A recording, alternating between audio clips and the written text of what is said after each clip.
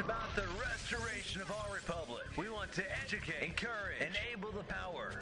We stand for integrity, honesty, self-reliance, self-defense, and most importantly, no compromise on our foundational principles. This is America's Voice Now. Find America's Voice Now on Facebook and at americasvoicenow.org. Here's Michael Evans.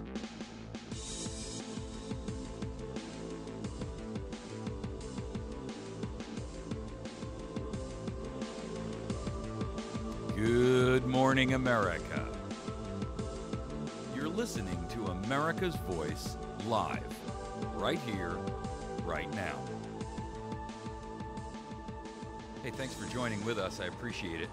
Boy, there's some stuff going on this morning we're going to catch up on. I see a bunch of you folks out there catching our program live on our streaming feed, video feed. Shortly, by the way, we should be broadcasting our video feed on the Constitution Club. If you'd like to visit that group and join on there, they have an outstanding program where they have a little micro website for every county out of the 32 or 3,300 counties in the United States. Each county has its own little website. Great place for like-minded individuals to meet who are also close in proximity so that you can work together.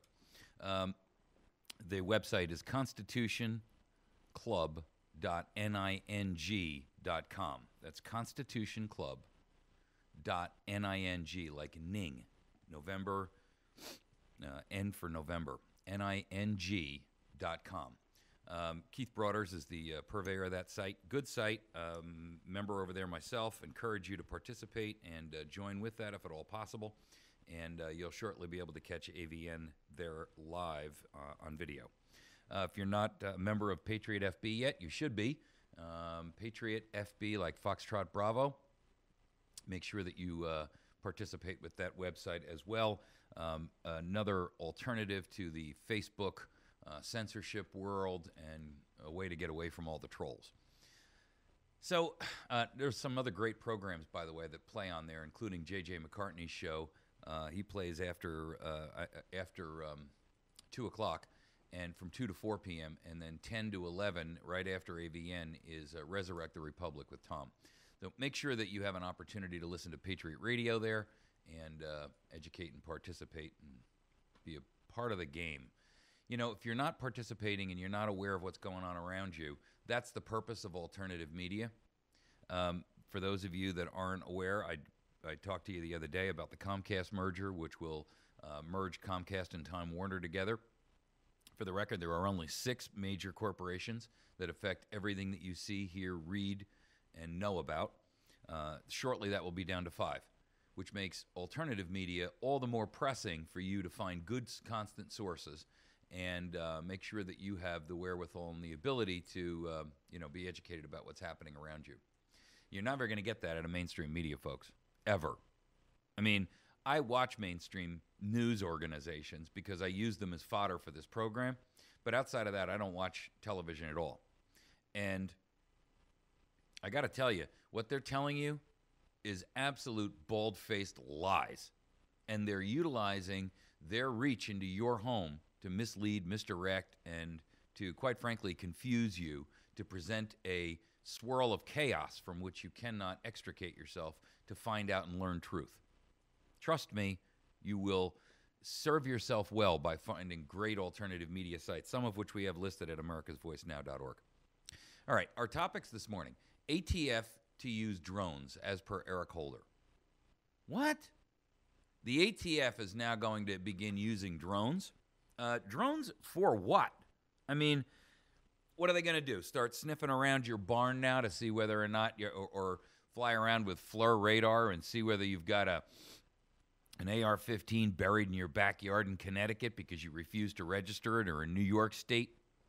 I mean, what kind of a totalitarian little gulag camp are we allowing our country to become? Really, ask yourself that question.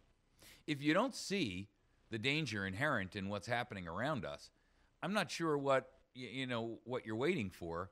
It's pretty obvious that things are completely and totally out of control. Our next topic this morning will go on to talk about that with Last Man Standing. This is in reference to the rancher out in Nevada where armed feds have surrounded their farm. They are stealing and confiscating their cattle. They are threatening the family at gunpoint. They have snipers sitting up on the hillocks around their ranch watching and monitoring them. They've got a fleet of helicopters that are constantly flying around their ranch. This is the Bureau of Land Management and the EPA going after them, and they've been going after them for a couple decades now, over a turtle. A turtle. Yes. The environmental terrorists and the enviro tyrants are using the EPA and the Bureau of Land Management as a weapon against American citizens. Frankly, I'll tell you what, I don't care about polls running around saying we passed a law that says this or that. I don't care about enviro tyrants using the law as a weapon to protect some kind of turtle. I don't care about government claiming self-appointed power to make rules and laws that are null and void on their face. This is and should be the shot heard across America. It's time for us, Americans, to take a stand. No more running, no more fear, no more cowering in darkness, hoping that the Frankenstein that we've created and allowed to grow won't come by and eat us. That's the truth, folks. It's time for you, as an American citizen, to take a stand. You can do so by monkey wrenching this project. You can monkey wrench this and begin your partisan activity now. We may die in this fight, folks, but I got to tell you, it's better to die on our feet than to die on our knees, begging tyrants that we look at with abject horror for a life that's not worth living. Does that sound harsh to you? Good. It should be, because you have been asleep and you need a wake-up call to educate you about exactly how exigent and dire our circumstances are. Hello? Do you even know that we have turned into a totalitarian police state in literally the last 10 years? Our third topic, the China crisis. You know, the media is not talking about this because they don't want to panic the cattle. But China has warned that it cannot be contained. Chuck Hagel was out there yesterday. He toured a new aircraft carrier they've created. Chuck Hagel is the U.S. Defense Secretary. And China actually turned right around and looked at him and said, "You cannot contain us." If you don't smell the raw aggression coming off of China like the smell of defecation in the air, if you don't understand and recognize that what's going to happen here is when the global economy comes to a screeching halt, that there's going to be 100 million yellow Chinamen pouring into our border looking to take over the resources that we have here, you're a fool. You're either blinded by greed, stupidity, or ideology. And I don't really care which. The truth is, they'll pay any price to have the resources that we have. They need the resources we have. And now that they've sucked all the money out of the country, now they want the resources. Yes, the oil, the gas, the natural resources, the metals underground, the workers, that would be you. And by the way, they will pay any price to get that. That'll include your demise and death. Don't think it's possible here? Think again. You can toss off your utopian fantasy of a world full of brotherly love by a bunch of people who don't act like that. That's 19th century thinking, according to our idiots in government. What's coming is going to be so catastrophic, and that you have no concept of what it's going, and the danger that it's placing all of mankind to, and it will be deadly to America. You can continue to deceive yourself if you so choose, but it will not make the situation better. It will not make the situation more tenable. The truth is, we're in big trouble. In addition to that, our fourth topic will be Obamacare shuts down health insurance for a year. Okay, so let's understand something. The premise behind Obamacare was that everyone was going to be insured. No one would be stopped from having insurance because of poverty. No one would be blocked from insurance because of their ability to, or their pre-existing conditions. All of it was a lie. And now we find, and there's conflicting arguments out there, because some say you can't buy insurance from any entity now at all until next January. So what happens to a guy who didn't buy insurance because he couldn't get into the website or because he chose not to, or a family, and suddenly one of their children gets sick? And I thought the premise, according to Hussein Obama, was that no American family should ever go bankrupt over medical bills. Well, how are you going to stop that, Barack, when someone's family member gets sick and their child is diagnosed with leukemia? They have no insurance, and now they're barred from even buying insurance. What kind of a nightmare have you created for us? The truth is, ladies and gentlemen, it's never been about covering you for insurance. It's never been about protecting American families. It's never been about protecting you. It's all about control. It's all about making you recognize that you do not have the ability, the wherewithal, or the right to make a decision for yourself without first approving it with government. That you cannot live without being dependent 100% totally on them. If you don't believe that, you have been indoctrinated. Let's get into our first topic. Eric Holder, who came out yesterday in a justice hearing at the House, actually had the unmitigated gall, first and foremost, to say that the Justice Department and the President have a, quote, vast amount of discretion in how they prosecute federal law. His remarks during this testimony was just stunning to me. Bob Goodlatte, the chairman, who runs this particular committee, he was talking about a couple of areas, including marijuana legalization issues in Colorado and Washington State, criminal sentencing, and how they are basically telling prosecutors, if you caught the guy with 2 ounces of cocaine, don't charge him with 2 ounces, because that will require, under mandatory minimum sentencing laws, that he get 20 years. Charge him with a half ounce of that 2 ounces you found, and then that way he'll only get 5 or 10 years. I'm going to get into why that's a problem in a moment. But more importantly, this also deals with the president's changing of the rules and the law as he goes along under dictatorial fiat rule. Bob Goodlatte said to him, he asked Holder whether he believed there were any limits to the administration's prosecutorial discretion. By the way, this also goes to the immigration issue. Here was Holder's answer. There is a vast amount of discretion that a president has, and more specifically than an attorney general has.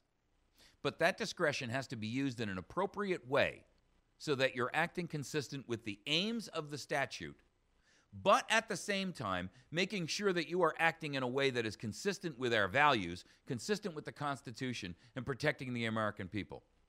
Ladies and gentlemen, that was the most ridiculous non-answer I've ever heard. One, you don't have discretion as to whether or not you will follow a law that's already existing in place. Number one, the president swears an oath to faithfully execute the law, as does the attorney general, right?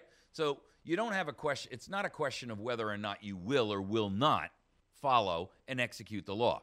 Secondly, you don't have the ability to use prosecutorial discretion consistent with the aims of the statute, but at the same time making sure you're acting in a way consistent with our values. Whose values? Eric Holder's personal value? Barack Obama's personal value? Valerie Jarrett's personal value? Whose values? That's what I want to know. You see, that's the problem, ladies and gentlemen. You have subjective people instead of objective rule of law. That's the problem. And frankly, I don't want to live under Eric Holder's values. I don't want to live under the values of Kathleen Sebelius and the HHS. I don't want to live under the values of Jay Johnson from the Department of Homeland Security, or the values of the guy who runs the ATF. Those are not values I ascribe to. Those are not values that rule my life. Those are not values that I will set my sights upon or my life upon.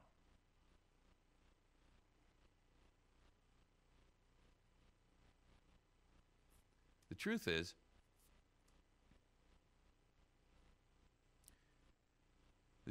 that what we have is no longer the rule of law in this nation. We have a rule of might makes right.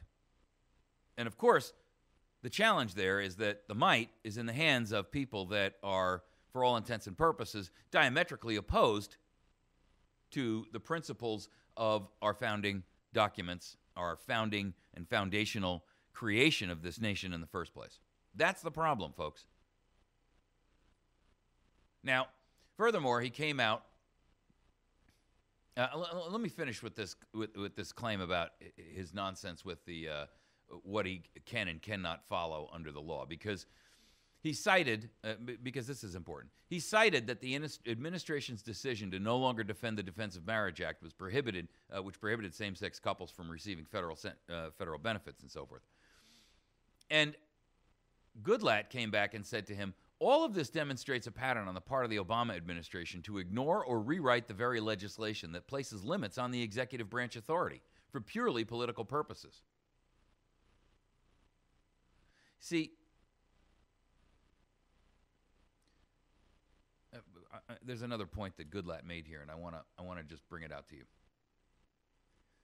Goodlatte said, the Justice Department's decision not to enforce the Controlled Substances Act in states whose laws violate federal law is not a valid exercise of prosecutorial discretion, but a formal department-wide policy of selective non-enforcement of an act of Congress.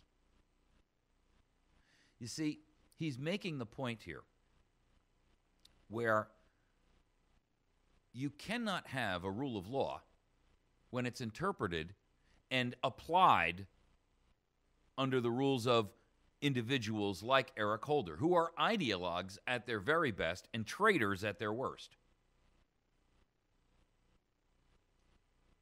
I don't want a nation. I don't want to live in a nation. I don't want my children to grow up in a nation. I don't want a nation that selectively prosecutes, not based on whether or not it's right or there's any justice associated with this, but based upon someone else's skewed version of social justice, of racial justice, by a man who's clearly a racist.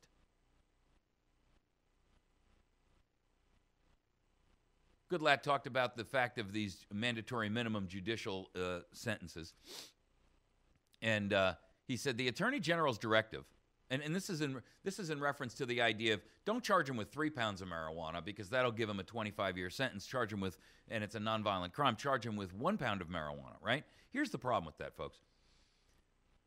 And Goodlatte made the point well, but I'm going to expound on it. He says the Attorney General's directive, well, let me back up and explain to you what the directive is. The directive is don't charge them with the full amount of dope because otherwise they're going to go to jail for a much longer time, right? And so his comment was, the Attorney General's directive, along with contradicting an act of Congress, puts his own frontline prosecutors in the unenviable position of either defying their boss or violating their oath of candor to the court. Bingo. Here's what he's saying. You not only have an obligation to follow the rule that I've given you, but I'm telling you to break the law, number one, and number two, I'm telling you to lie to the court. Quite honestly, if I were a defendant in that court, the first thing I would do is I would dismiss my attorney and I would look at the jury and I would say, ladies and gentlemen, I was not caught with 1 pound of marijuana. I was caught with 3 pounds of marijuana. And this prosecutor is lying to the court in an attempt to try to keep my sentence reduced. Therefore, I move for the court to dismiss this case entirely because the prosecutor has been lying and misrepresenting the truth to the court. In my favor, granted, but still, a misrepresentation nonetheless, and therefore a lie. Therefore, you cannot trust anything that this prosecutor says because he's already established and proven that he's a liar to the court that he represents. Eric Holder also came out and said that the ATF will now begin using drones for domestic law enforcement and surveillance. Really? What are we going to do? Fly them around with FLIR radar and look for Charlie, who might have buried an AR-15 in a tube in his backyard? Or maybe he's got a still in his backyard to produce gasoline that he can run his own farm vehicles and tractors and automobiles on? Poe from Texas questioned Holder during a House committee meeting, asking the Attorney General if we believe the FAA or Congress should regulate drone use. And that's when Holder came out and dropped the bomb. Within the department, he would not specifically answer the question, by the way, which is Eric Holder's mantra. He never answers a question. He avoids it. But what he did say was, within the department, the only component that uses these vehicles at this point is the FBI. The ATF is in the process of working through to see if they want to make use of them. He went on to state that, I think it would be the appropriate thing to do, talking about using drones for surveillance, domestic surveillance. And we are in the process of trying to work through what rules and regulations would handle the use of these kinds of vehicles. You see, here's the problem, folks. I don't want to be under any rule that Eric Holder makes, because there's not a single rule that Eric Holder makes that has the best interests or the true interests of either the United States of America or the citizens within it, or anyone who is not either a member of his party or a member of his color. Eric Holder is a traitor. Every word and deed out of his mouth is an act of treason. And I got to tell you, America, you're either shortly going to get your poop together and you're going to remove this guy, irrespective of what Congress says and the law says and everybody else says, or we're going to go down the road and end up in a gulag state that's going to change the very, very nature of everything that you know and see and think and hear and do. We can't let this go on much longer. And there is zero hope of Congress acting. There is zero hope of the judiciary acting, because they're all in cahoots. They're all in cooperation together. Mark my words. This is the demise of America that we have feared for the last 225 years. And it is happening right around us right now. And most of America is ignoring it. You've been listening to America's Voice Now. We're going to take a quick break. When we come back, we're going to talk about Last Man Standing, the rancher standoff in Nevada, that may well be the new shot heard around the world. This may supersede the Connecticut thing, because it looks like Connecticut has finally wisened up, and they're going to back off the idea of confiscating firearms. Now they're stealing this guy's cattle. They arrested his son the other day. They've instituted these ridiculous constitutional free speech zones. Yes, zones.